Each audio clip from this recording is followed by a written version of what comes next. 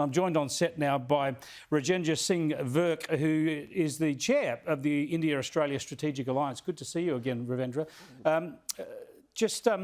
I wonder if we could start off with this situation. Tell us, do you believe that this impacts terribly on the Australian-Indian community? I mean, there's a lot of Australians in India, obviously, from cricketers to business people all the way through, but you must be feeling it especially in your community. Look, it is not only that, it is giving them a mental pressure, saying why Australians have done doing this with us, why Australian government is doing with us.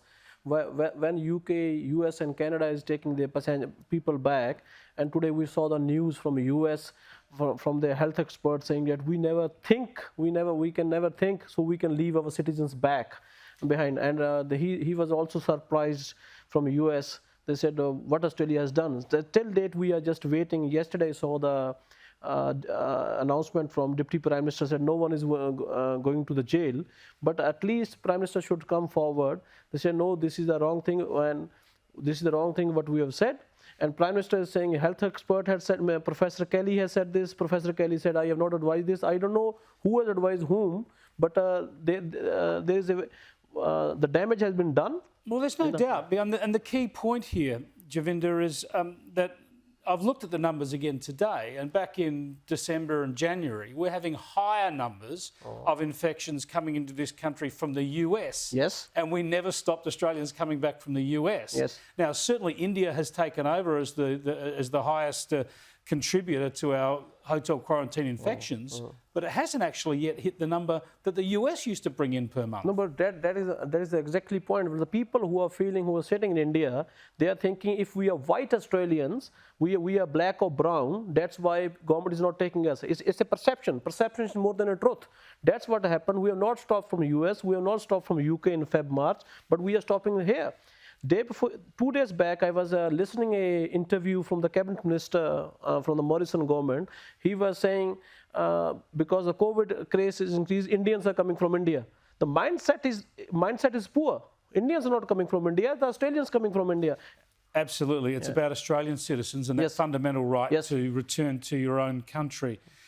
Just on that, we hear this figure of 9,000. Now, there's not 9,000 Australians in India who are desperate to come home right now, are there? Some are happy to stay there, some aren't in a hurry.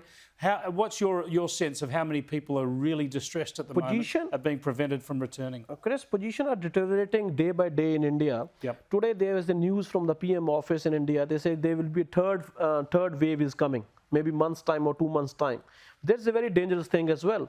And now these COVID cases are near Delhi, Maharashtra and a couple of places. If it spreads all over India, 500,000 cases every day and 5,000 people dying, it can spread anywhere on the third. Right now, if I have spoken with 10 people, 8 out of 10 people state wants to come back. Right. But I have not seen the blueprint either, how we are getting them back. Yes. Now, well, the Prime Minister has now talked about repatriation flights and expanding the capacity at Howard Springs in the Northern Territory, specifically to bring Australians back from India.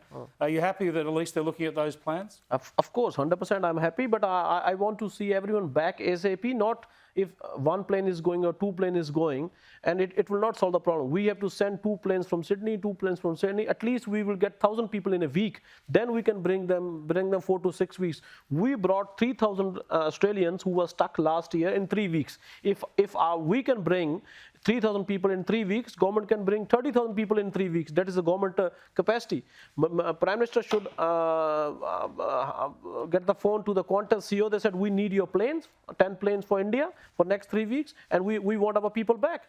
That should be the leadership. It should be, and they're working on plans, and hopefully we'll hear more about them soon. Thanks for joining us, Thank you, Jagvinder. I appreciate your time. Yeah, thank you. Jagvinder Singh Virk there heads up the India-Australia Strategic Alliance. And you've got to remember, keep reminding yourself, we're talking about people who have Australian citizenship, 9,000 people. It's not an endless number of people. It's people in India who are Australian citizens, and like the rest of us, whenever we go overseas, when we have that passport in our pocket, the one right we understand we have is that we can come home to our own country. Yes, through quarantine to keep people safe, but we can come home.